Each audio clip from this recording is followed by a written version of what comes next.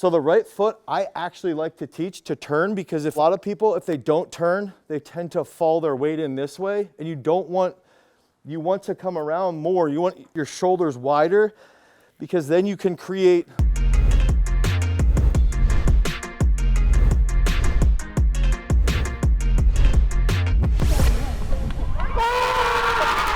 Okay, so this is 2118. Ironically here, so we'll go through this, and I really, when we talk about technique later, when we're talking about the spin, I like to think this is this left side, right?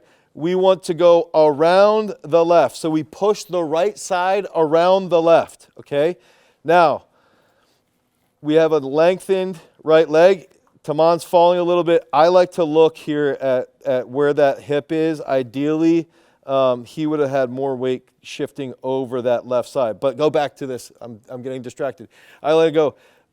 Right side goes around the left. Okay, now the right grounds in the middle here. Okay, the left goes around the right. Okay, so the left goes around the right.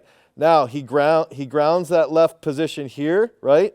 Okay, now the right goes around the left and forward. Around and forward, okay? The lift on the shot comes from the shoulder, okay? He stays grounded through that left here, squares up that right shoulder, okay? Now, errors is that he doesn't go around the left as well as he could have. I would want him to be more balanced on this left foot, a little bit more out of the back.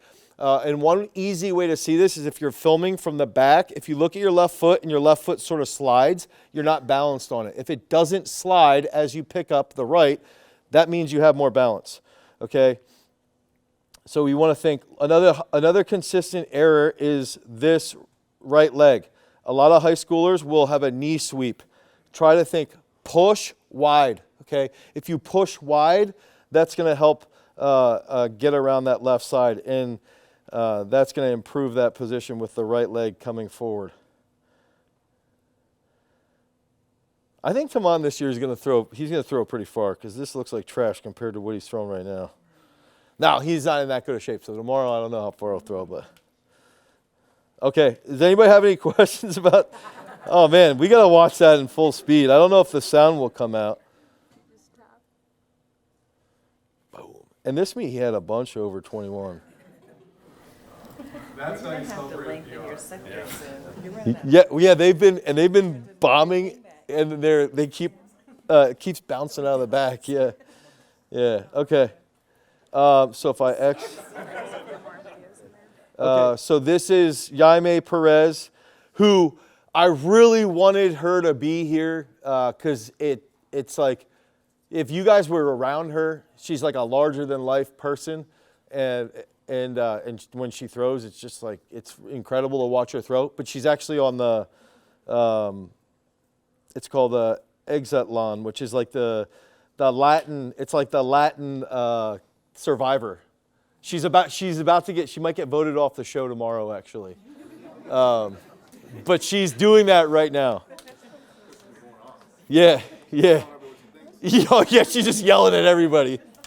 So that is where she is. But this throw was the furthest throw since 1988. And every person who threw before her, I would bet my house on the fact that they likely took drugs, because it was all like Eastern Bloc, Eastern German throwers. So not to offend any East Germans, but that's probably just the way it is. So if you notice, Jaime has a pretty interesting movement, and we'll probably be able to see it really well here, especially with where she grounds. So we can sort of see she tends to enter very unconventionally, and she does this high point thing right here, which is right there. Okay, so she has a really good feeling with that. Now, I didn't see the red there. Okay, I like that arrow better. Now, look at her right, okay? Her right, she sort of falls back behind, and I have tried, and actually at the Diamond League final this year was probably the first time that she wasn't blocked off entirely. She was more neutral at the Diamond League. She got third. Yeah, she got third at the Diamond League final this year. She's a Diamond League champion in the past. She's an Olympic bronze medal. She's a world champion. Now, what's interesting with her is, so she's Cuban. She defected from Cuba in 22 and she moved to Pennsylvania, great state of PA from Cuba.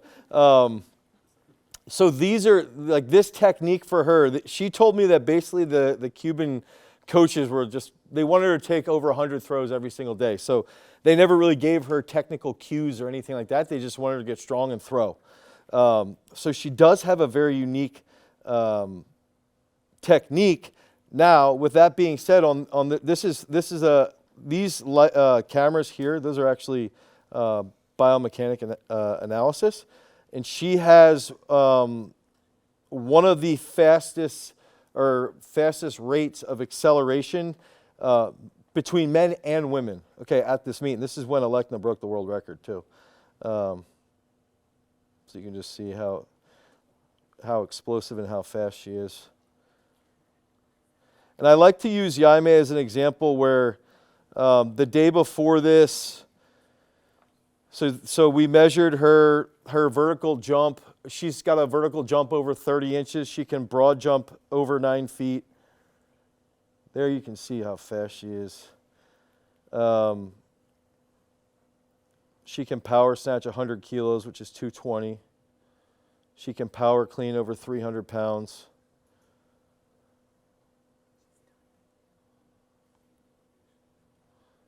So she's a little unconventional, but it just goes back to like the reps. Get the reps, get in the circle, throw and lift, throw and lift, throw and lift. It's funny because sometimes I feel like the angles are, oh, there I am. I'm right there in case you're wondering. Yeah, so she ended up having, I think, 5 throws over 70 meters. Okay, in that series. I have a question about her. Yeah. So with her being unconventional, at what point do you accept it as like a characteristic of a person as opposed to trying to fix it? Okay, so that I think is the perfect question for something that I think no one talks about. Is one thing that I believe with that, right, is that if you fix in your mind too much technique, someone can lose feeling. And it's like now all of a sudden you've lost the feeling that you get that's stable. So then when you go compete, your intensity level inherently cannot be as high because you're just slightly thinking about, you have a governor on your speed because you're thinking about these positions. And I think it's important to think about positions to a point.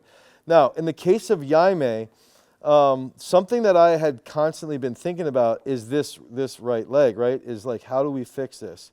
I want this to just land here. And I kept telling her to get her left to come around. Okay, get your left a little bit deeper. Get your left a little bit deeper. Now, after this meet, so the guy who does all the analysis, his name's Christoph Kipp. He's from Marquette. And he and I are close. And we talk a lot about weightlifting and throwing because he does analysis of weightlifters too. He noticed that Stona, and this is before Stona won the Olympics, Stona, Alekna, Alex, Jaime, all of these throwers are throwing with their left foot almost like neutral to their right, in the discus at least. And so I had brought up to him because he was sending me, I'm going like, I keep telling her to get the left deeper, but I think for Jaime, it's not her getting the left deeper. If you see right here, see how her left foot is like actually in line? I actually think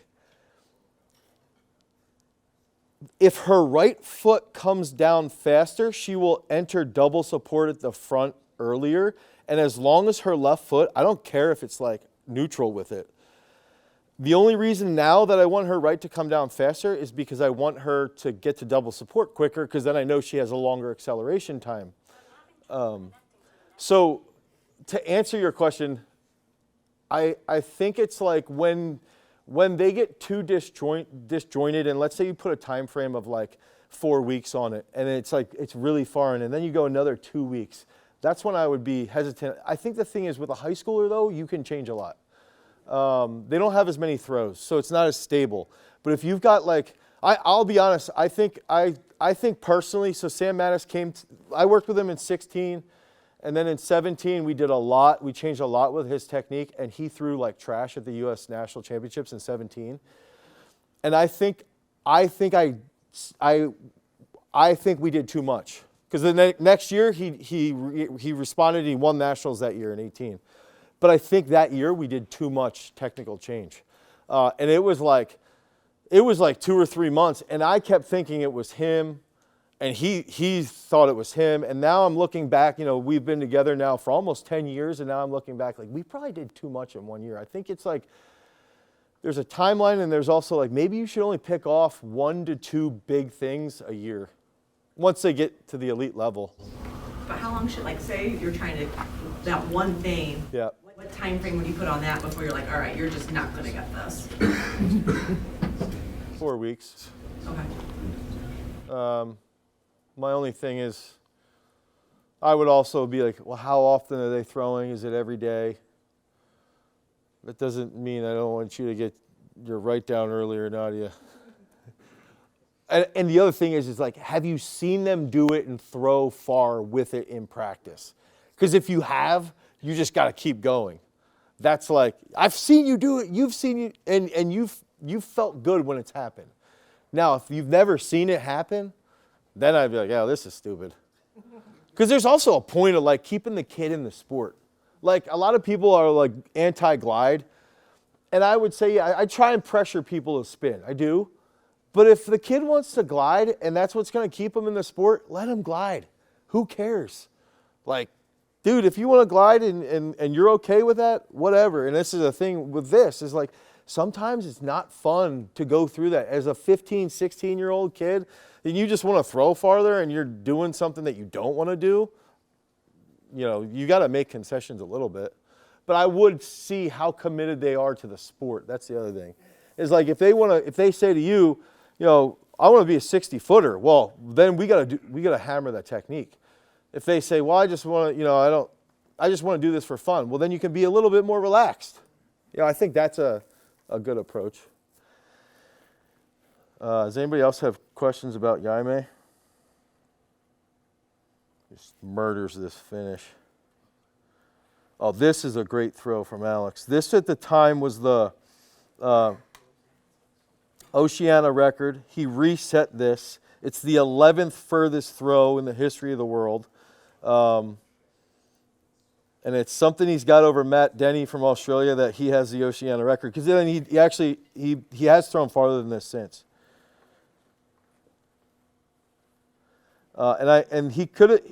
He threw well.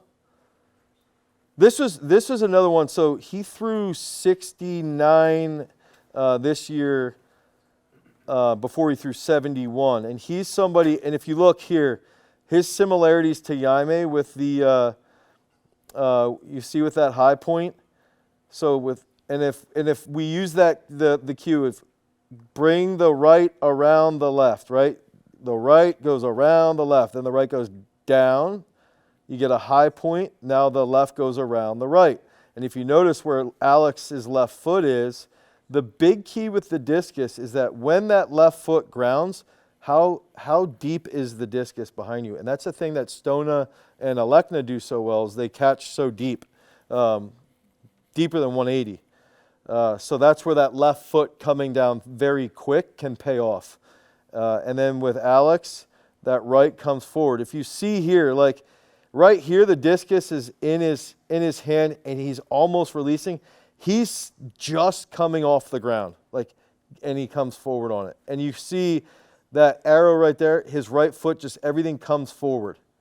He transfers all of that weight forward for that big throw. Yeah, that's a great throw. Alex is an Olympic finalist too this year. He's been to 3 Olympics, so that's a good technique. Anybody have any questions? Can I ask one that's probably real dumb and very basic? The right foot in the back. Yep. How do you initiate movement with the right foot? Are you pushing with the right foot, or I love that question. open in the left So side? I actually think that this is the secret And I don't know if there's any other big-time coaches here. I would not want them in here. I actually, and I'm not even joking, I would not want to tell this, even though I'm making YouTube videos for this, is when we come out of the back, I like to actually teach this turns, okay? So if I want to turn, and now if I think about, like, if I'm a wide receiver, think about a wide receiver.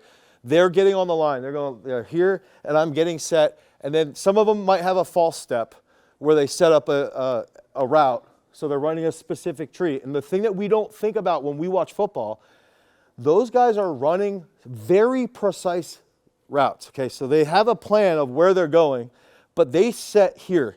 That position is literally right here. So we want to shift. So for me to get around my left, I actually want to turn here. And then once I turn and in shot, this gets to about 90, that's when this picks up, okay?